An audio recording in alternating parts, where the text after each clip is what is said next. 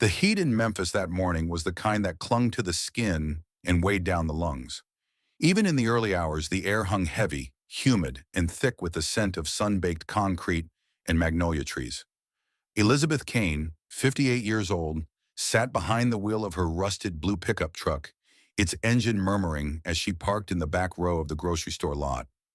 She rubbed her tired eyes and adjusted the rearview mirror out of habit, not to check her reflection, but to keep a watchful eye on the world behind her.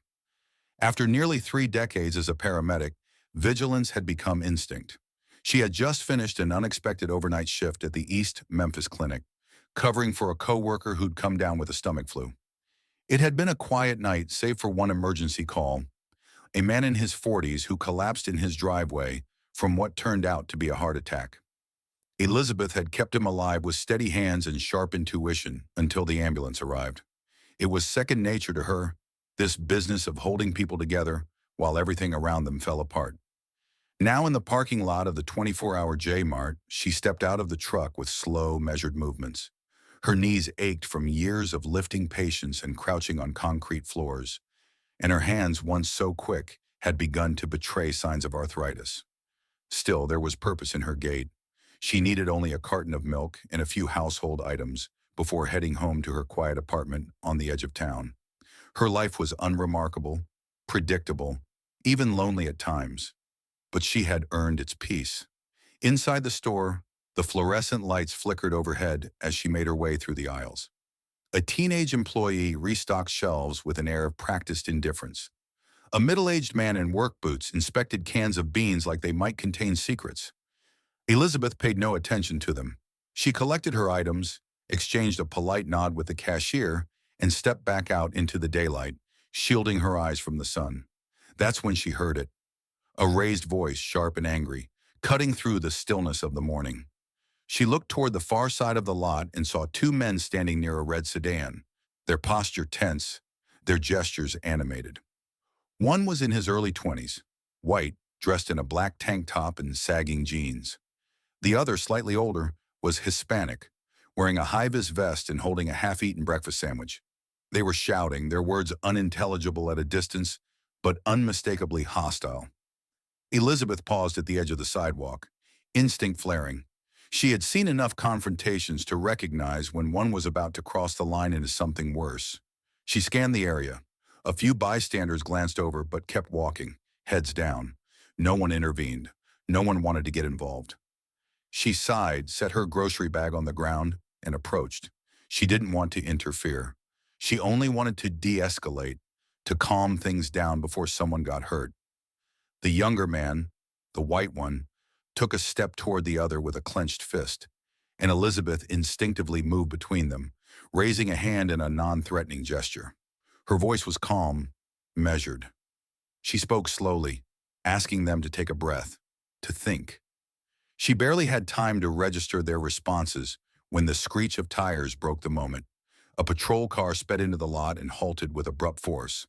Two officers emerged, one younger, silent and watchful, the other older, heavy-set, with a commanding voice and an air of habitual authority.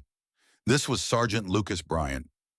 He strode toward the scene like he'd seen it all before and expected it to end the same way it always did, with someone on the ground and his report filed by noon.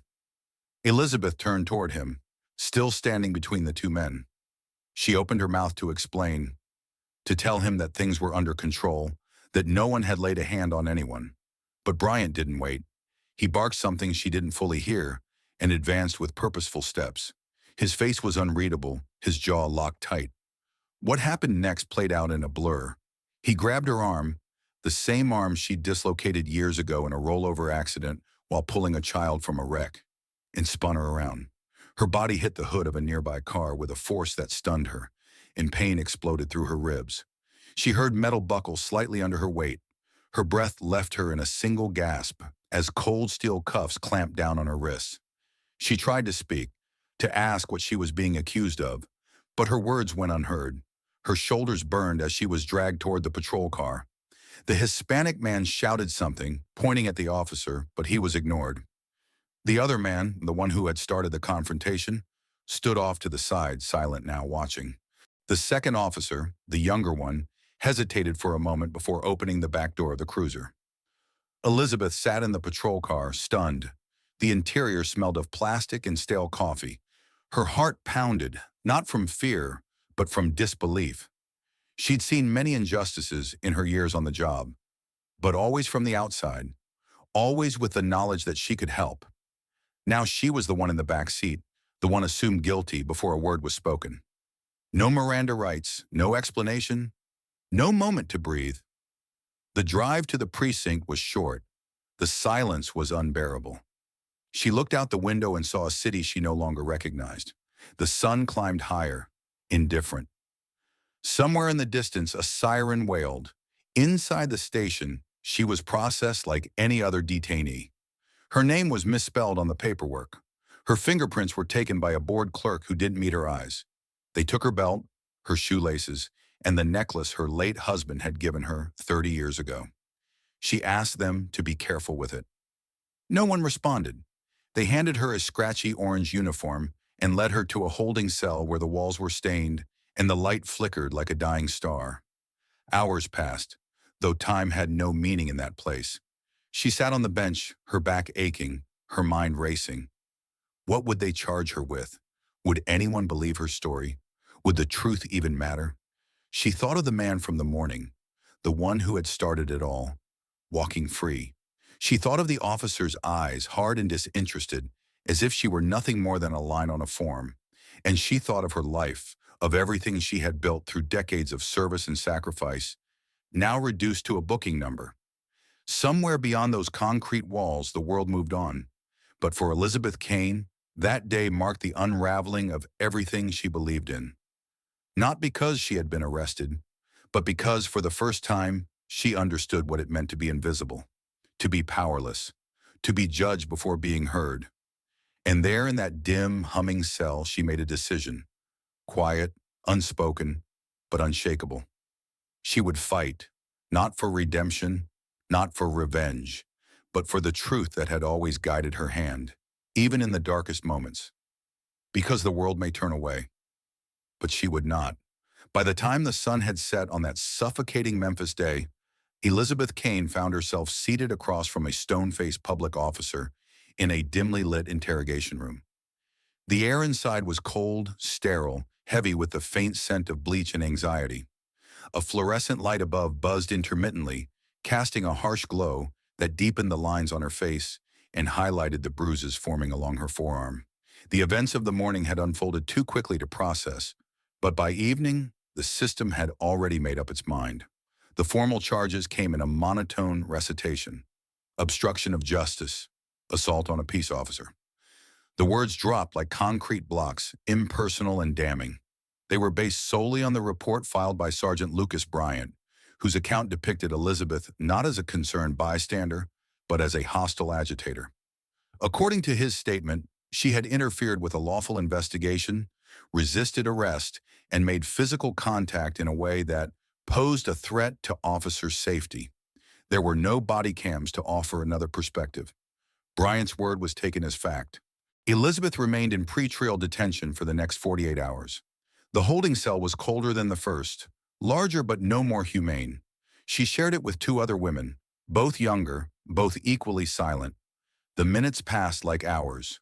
Her body ached. Sleep came in short bursts, chased away by fluorescent lights that never dimmed, and the constant echo of distant voices behind concrete walls.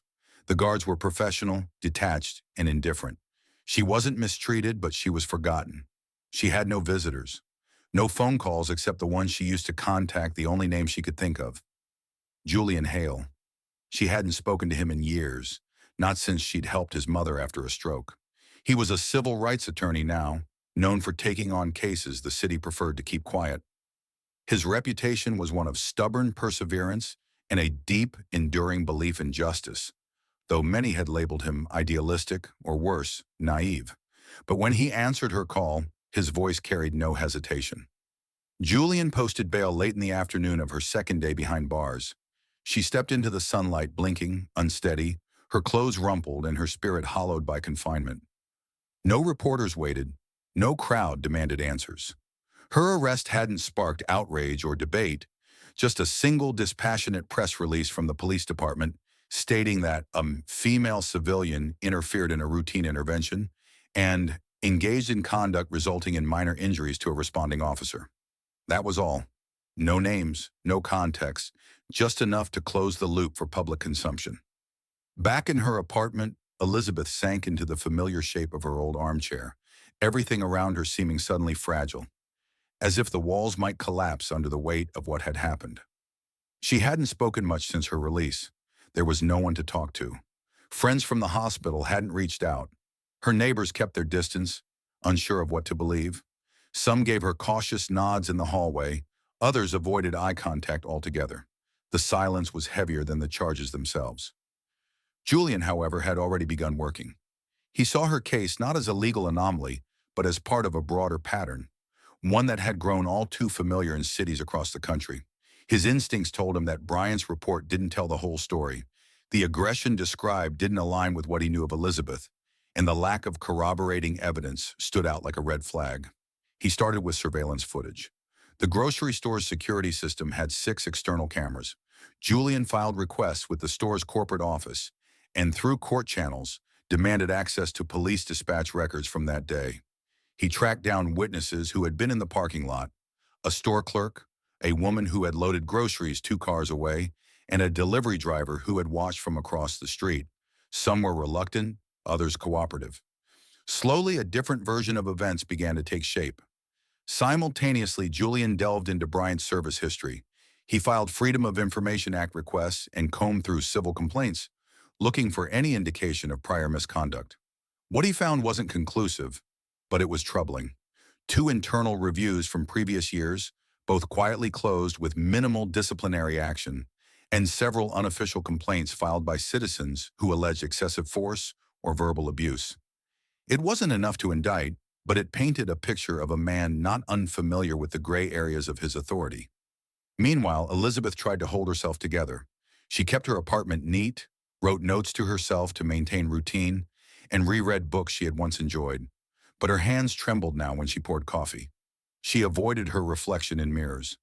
The woman who had once dragged bodies from burning cars now flinched at the sound of footsteps in the hallway. There were moments when doubt crept in, not about her actions, but about whether the truth would matter. She knew how easily a narrative could harden into a verdict long before a judge ever entered the courtroom. The system didn't always reward facts.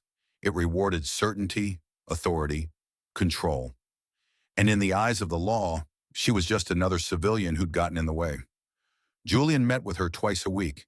He brought her updates, affidavits, printed stills from surveillance footage that showed her hands raised peacefully. He encouraged her to stay grounded, reminded her that cases like this took time. But he also warned her, public sentiment could shift quickly, and once it did, it might not come back. They had to be careful, precise, unflinching. He considered holding a press conference. Elizabeth refused. She didn't want to become a symbol. She didn't want her life to be reduced to headlines or hashtags. She only wanted her name cleared and her dignity restored. It wasn't justice she craved, not the kind that came with punishment or scandal, but recognition, acknowledgement that what had happened wasn't right, that she wasn't who the report claimed she was.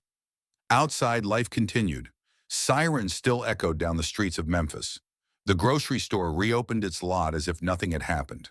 Officer Bryant resumed duty, his presence unchanged, his authority unquestioned. But beneath the surface, the ground had shifted. A case was forming, slow and deliberate. One built not on outrage, but on truth. Piece by piece, document by document. Elizabeth knew the road ahead would be long. She knew the courts were not always places where fairness prevailed. But she also knew that silence was not an option. And if she had spent her life saving others from ruin, then surely she could learn to save herself, even if it meant starting from the rubble. The preliminary hearing took place in a modest courtroom downtown, with peeling paint near the corners of the walls and ceiling fans that barely stirred the humid Memphis air. The proceedings were set to be procedural, a formality on the path toward a full trial. Most of these hearings ended with a quiet agreement or dismissal, but this time neither side was willing to concede. Elizabeth Kane sat in the defendant's chair, her posture tense but composed, hands resting in her lap. Her eyes did not wander. They remained fixed on the judge's bench, where the weight of the coming months would be decided. Sergeant Lucas Bryant entered the courtroom wearing his full uniform. His appearance was impeccable. Clean lines, polished shoes, his badge catching the light whenever he shifted. He walked with the confidence of a man accustomed to authority, to being believed, to never being questioned. When he took the stand, his testimony was practiced and steady. He described Elizabeth's behavior as erratic, dangerous, unprovoked. He painted a picture of a situation that escalated because of her actions, not his. He referred to himself as a professional, someone who had followed protocol, and stated unequivocally that her interference had compromised an official investigation. The courtroom remained silent except for the sound of his voice and the occasional scratch of a pen across paper. The prosecutor nodded along, presenting the charges as justified and the incident as straightforward. According to their narrative, Elizabeth had stepped into a situation she didn't understand, reacted emotionally, and struck out at an officer performing his duties. That was the frame, and they built it with care. Then Julian Hale stood. Unlike Bryant, Julian wore no uniform. His suit was modest, slightly rumpled from hours of preparation, but his presence had weight. He didn't raise his voice or dramatize his introduction. Instead, he walked methodically to the evidence screen, adjusted the monitor, and pressed play. The courtroom watched as a grainy black and white video flickered to life. It showed the grocery store parking lot from an overhead angle. Cars moved in and out of frame, and for a few moments nothing seemed out of place. Then Elizabeth appeared, her figure small but unmistakable, approaching the police cruiser slowly, arms clearly at her sides. The officers were already there, surrounding a vehicle. Tension was visible even without audio. And then, as Bryant stepped forward, Elizabeth's arms lifted. Not to strike, not to resist, but in a motion of surrender. Her palms were open.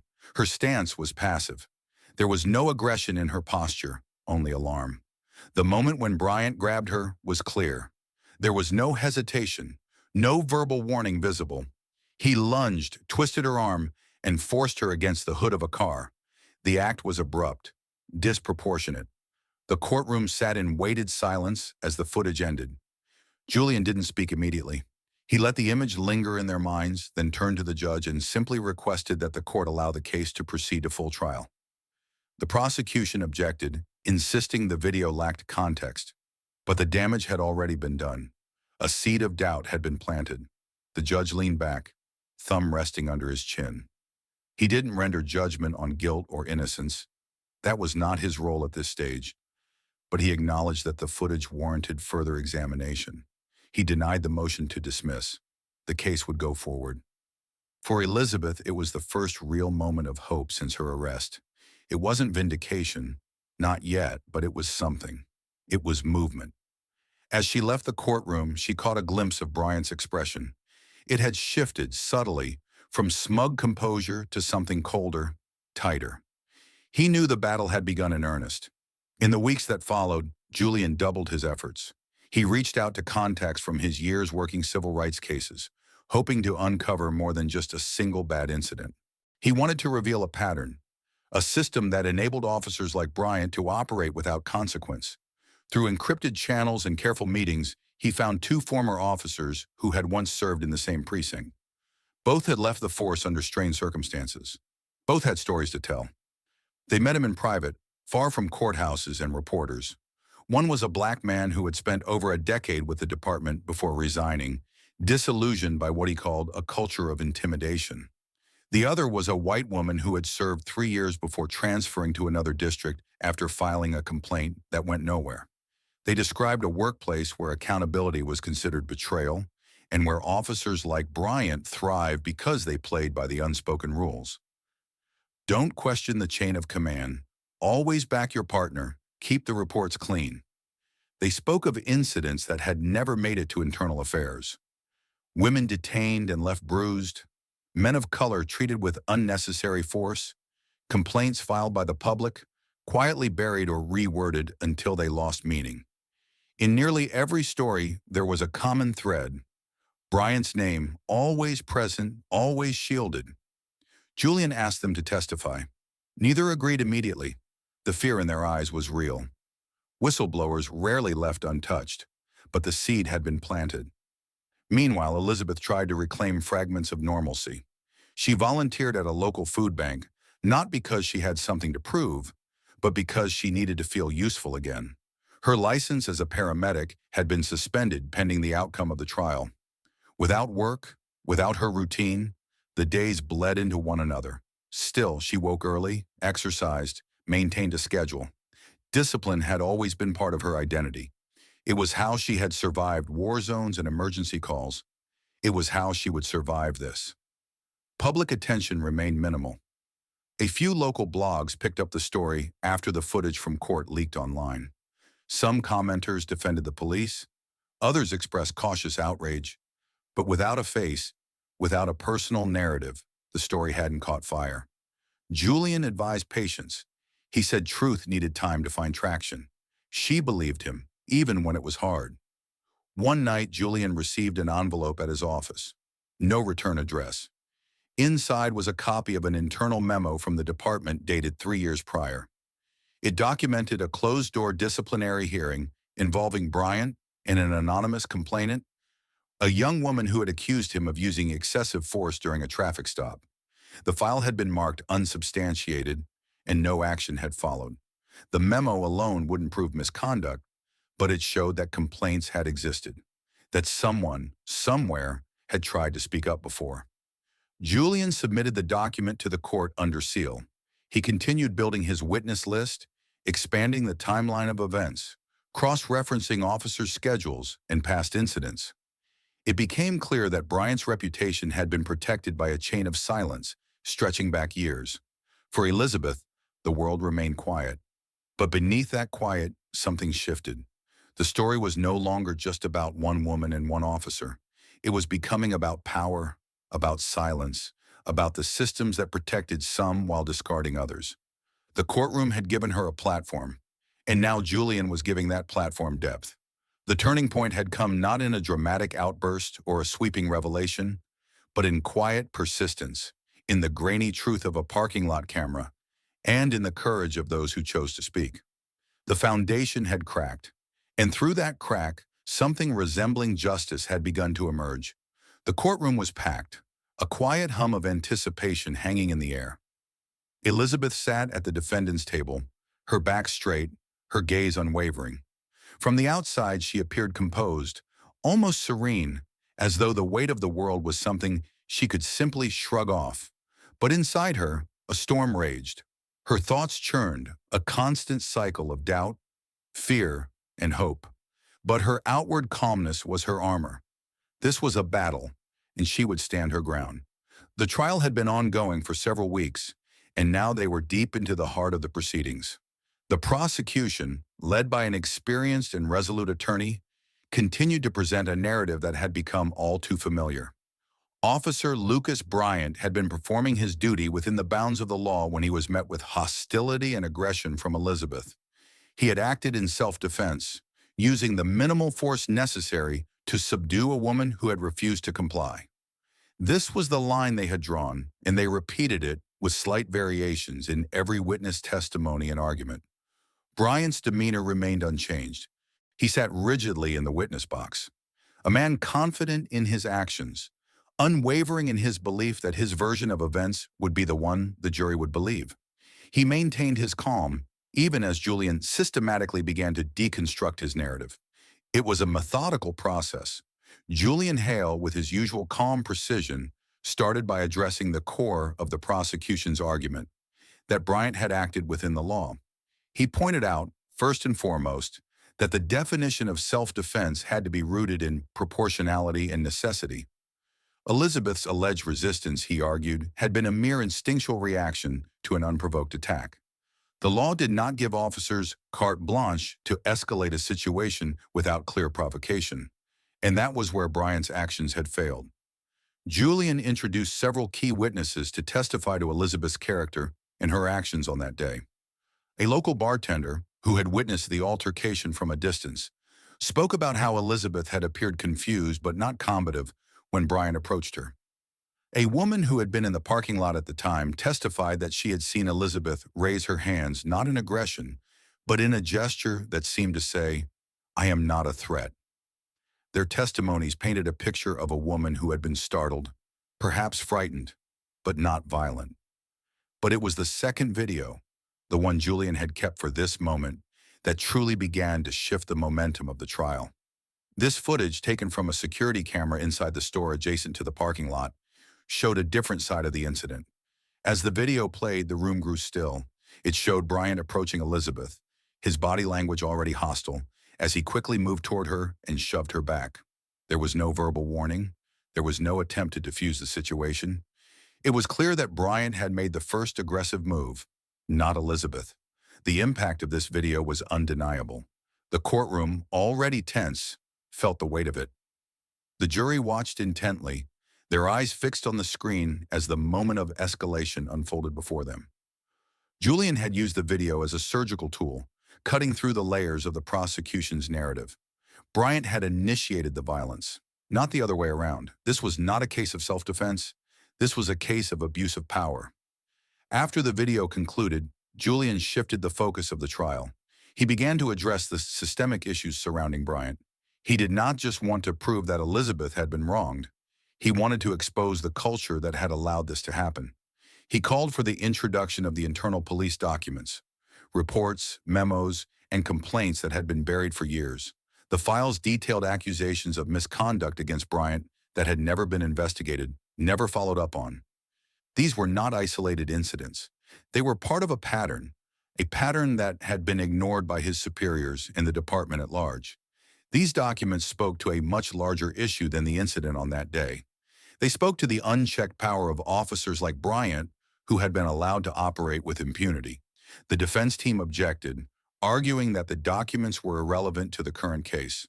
But Julian pressed on, making the case that they were vital to understanding Bryant's behavior and the lack of accountability within the department. The judge, after a moment of deliberation, ruled in Julian's favor, and the documents were entered into evidence. The room felt heavy with the weight of those files. As the jury scanned the pages, it was clear that the case was shifting. This was no longer a simple case of one officer and one civilian. This was a case about systemic abuse, about the culture of silence that protected those in power.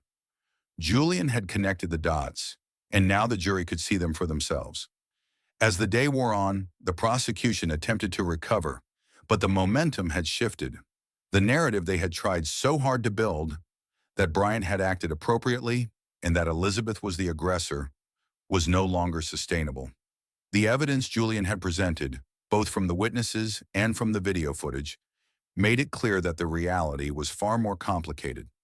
Elizabeth sat silently as the trial continued, her hands folded in her lap. She had always been in control of her life, a seasoned paramedic, a woman who had faced life-and-death situations countless times. But this was different. This was her future, her integrity, her very sense of self. The weight of the trial was something she had never experienced, not even in the darkest corners of her military service. And yet, in the midst of it all, there was a flicker of hope. The evidence was there, and Julian was giving them a chance to see the truth. When the session finally adjourned for the day, the jury remained in place, quietly discussing amongst themselves. The courtroom emptied, but Elizabeth remained seated, her thoughts swirling. She knew that the next few days would be crucial. The defense would retaliate, and the prosecution would attempt to discredit every piece of evidence they had presented. But for the first time since the incident, she felt like she had a fighting chance. As Julian approached her, there was no celebration, no words of triumph, but his eyes, steady and focused, conveyed everything she needed to know. They had made progress. The truth was out there now, and the path forward, though uncertain, was no longer completely obscured. In the quiet that followed, Elizabeth allowed herself a brief moment of peace. For the first time in weeks, she felt a spark of something she had almost forgotten. Hope. After the final arguments had been made, the courtroom fell into a heavy silence. The lawyers on both sides sat back in their chairs, their faces unreadable, as if waiting for a final judgment to descend like an inevitable storm. The jury, composed of 12 individuals who had been meticulously observing every detail of the trial, filed out of the room and into the deliberation chambers. The hours dragged on slowly, and for those left behind in the courtroom, the tension was palpable. Time seemed to stretch, the seconds feeling like minutes, each tick of the clock amplifying the uncertainty that had gripped everyone involved in the trial.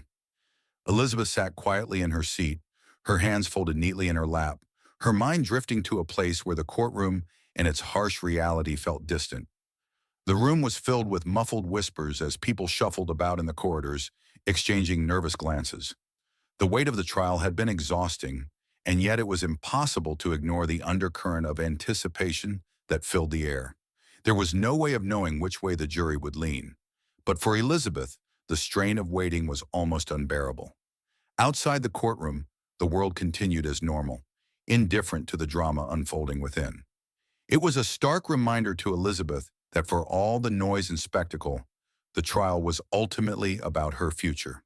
She had lived through countless traumatic experiences before, in the military, on the job, saving lives. But this was different. This was her standing at the precipice, fighting not just for her reputation, but for the truth to be recognized and for justice to be done. The hours passed in slow motion, each minute adding weight to the moments ahead. Finally, after what felt like an eternity, the courtroom doors opened and the jury re-entered the room. Their faces were unreadable, but the tension in the room was immediately palpable. The foreperson of the jury stood up, holding the envelope that contained the long-awaited verdict. The judge called the court to order, and the room fell silent. Every pair of eyes was trained on the foreperson as they slowly unfolded the paper, their hands trembling slightly. The foreperson cleared their throat before reading aloud, the words echoing in the stillness of the room. "We, the jury, find the defendant, Elizabeth Turner, not guilty on all charges." The words reverberated through the courtroom, sending a ripple of emotion through the room. A collective breath was held, and for a brief moment, time seemed to stop. Then, as if on cue, the room erupted. Some people wept openly, tears of relief streaming down their faces, while others quietly exchanged relieved smiles. A few, unable to contain their joy, began clapping, despite the judge's stern warning to remain silent. The sound of clapping was jarring in its contrast to the solemnity of the moment, but no one could deny the outpouring of emotion that followed the verdict. Elizabeth remained seated as the clamor of celebration swirled around her, her expression calm but distant. She didn't smile, didn't allow herself the release of emotion that so many others seemed to be experiencing. She simply sat, her heart still pounding in her chest, her thoughts racing.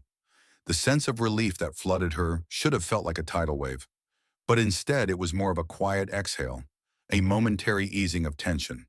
This was not an ending, she knew that. It was merely the first step in a much longer journey. Across the room, Officer Lucas Bryant sat motionless, his shoulders slumped, his gaze fixed on the floor. He had not yet looked up since the verdict was announced. The arrogance that had once marked his every action was gone, replaced by something quieter, something that bordered on shame. His earlier confidence, which had been so absolute, had crumbled in the face of the evidence. The truth, no matter how hard he tried to suppress it, had come to light. His role in the incident had been exposed, and the consequences were now unavoidable. But despite the overwhelming sense of relief that washed over Elizabeth, she was keenly aware that the battle was far from over. The verdict may have been delivered, but the true weight of what had transpired would not be erased with a simple acquittal. The verdict had cleared her name, yes, but it had not erased the pain, the humiliation, or the toll the experience had taken on her. She had been thrust into a system that had tried to break her, and while she was free from the legal charges, there was still much work to be done to heal the scars that remained. As the proceedings wound down, the judge addressed the court, warning that while the case had concluded, the matter was far from finished. "The jury has spoken," the judge said, their voice steady. "However, the court also believes that further action is necessary. The internal investigation into Officer Bryant's conduct will proceed as recommended by the jury." The mention of the internal investigation sent another ripple through the room. Bryant's punishment, though not decided by the court, was now being referred to. It was clear that the wheels of accountability had started turning. The outcome of the trial had forced the issue into the open, and there was no going back. The internal investigation would be a crucial chapter, one that could potentially expose further wrongdoings and lead to meaningful change. But again, this was not Elizabeth's victory alone. It was a victory for all those whose voices had been ignored, whose complaints had been buried, whose lives had been tarnished by the abuse of power. As the court began to adjourn, Elizabeth slowly stood up from her seat. Her legs felt heavy, as though the weight of the trial still clung to her, unwilling to let go. Her attorney, Julian, who had been by her side throughout the proceedings, offered a small, understanding smile, but there were no grand gestures, no immediate words of triumph. They both knew that the work was far from over. The justice system had delivered its verdict, but the real work of dismantling the culture of corruption and impunity would continue. The crowd began to disperse, but Elizabeth remained in the courtroom for a few moments longer, her gaze fixed on the empty space in front of her. She was free, yes, but that freedom was now a starting point, not an ending. The journey ahead would require patience, resilience, and an unwavering commitment to the truth. It would be a long road, but it was one she would walk, not just for herself, but for those who could not.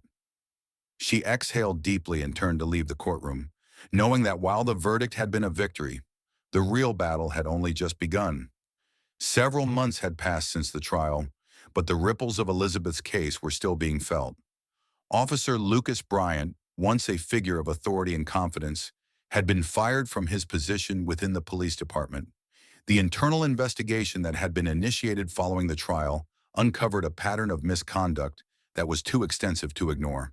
His actions, once defended by his peers, were now viewed through the lens of the truth that had emerged during the trial. His colleagues, who had once supported him, distanced themselves, some even testifying against him as more details came to light. The walls of silence that had once protected him began to crumble, and the full weight of his actions came crashing down upon him. Bryant was eventually charged with perjury for providing false testimony during the trial, a crime that would result in a criminal record and a permanent stain on his career. The news of his downfall spread quickly, but it was not just the legal consequences that defined the aftermath.